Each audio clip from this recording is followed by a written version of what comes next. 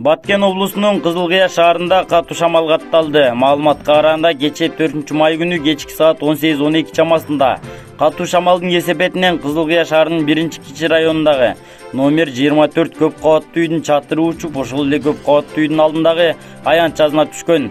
Анын кесепетинен жергиликтүү жашоочуларга жана унааларга зыян келтирилген жок. Yamaca düştü. Başı çıpa ona ver. Yema apa öldü başına. Ay. Ah öldü koç.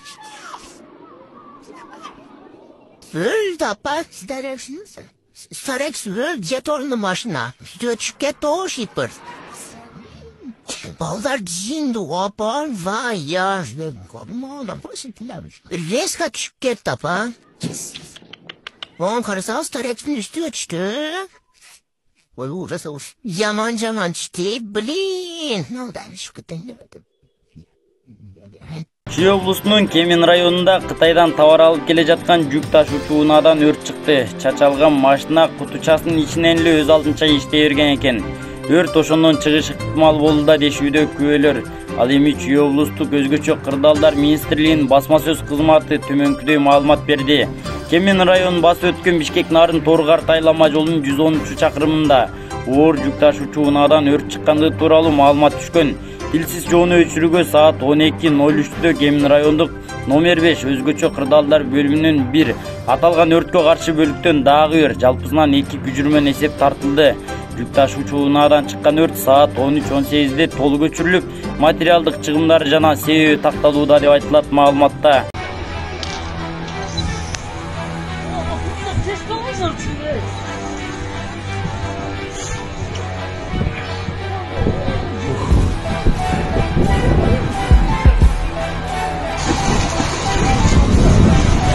Ардак бетini görüşkene okşat. Sen Sirili var. Ya.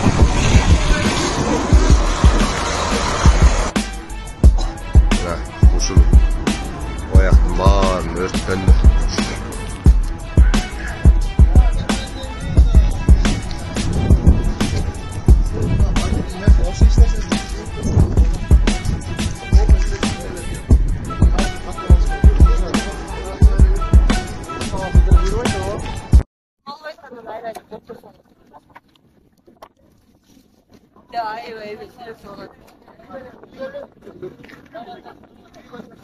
Нову машинкалар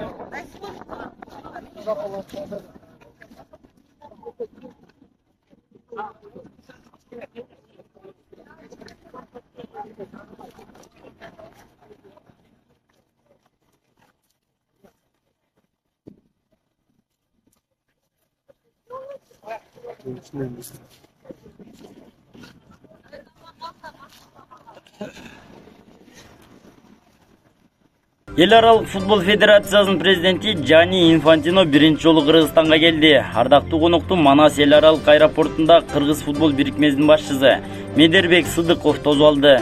Кыргызстанга болгон биринчи сапарында Джани Инфантино президент Садыр Жапаров менен жолугушат. Андан тышкары ФИФАнын жетекчиси менен президент Садыр Жапаров Кыргыз футболдук союзунун жаңы административдик кеңсесинин ачылышына катышуусу пландалууда. Кыргыз футбол бирикмесинин өкүлдөрү билдиргендей, жолугушуулардын алкагында эл аралык уюмдун Кыргыз футбол бирикмесинин демилгелерин колду. Тактап айтканда, өлкөдөгү футболдук инфраструктураны жакшыртуу жана ата мекендик футболду өнүктүрүү маселелери талкууланат. Эл аралык футбол федерациясынын президенти Кыргыз футболдук союзунун президенти Медербек Сыдыковдун чакыруусу менен Кыргызстанга келди. Владимир Путин Кыргызстандын президенти Москва шаарында тосуп алууга даярданып жатат. Бул тууралуу Путиндин басма сөз катчысы Дмитрий Песков билдирди. Ал Садыр Жапаровду күтүп жатышканын белгиледи. Кремльге учкучсуз аппараттар кол салгандан кийин Путин чет өлкөлүк лидерлер менен жолугушуу уюштурууну пландаган жок, деди Песков. Садыр Жапаров 8-9 майда Москвада иш сапар менен болору белгилүү болгон. Ал 9 майда Кызыл Аянттагы улуу ата мекендик согушта жеңиштин 78 жылдыгына арналган парадка катышат. Кремль 3 майга караган түнү Путиндин резиденциясына 2 учкучсуз аппарат кол салганын билдирген болчу. Улуттук коопсуздук мамлекеттик комитет тарабынан кармалган Кыргыз-Венгер өнүктүрүү фондунун башкармалыгынын төрагасы Темирбек Эркинов 2 айга камакка алынды. Маалыматка караганда анын баш коргоо чарасы 4 майда 1 май райондук сотунда каралып, Эркиновду 3 июлга чейин камакка алуу чечими чыгарылган.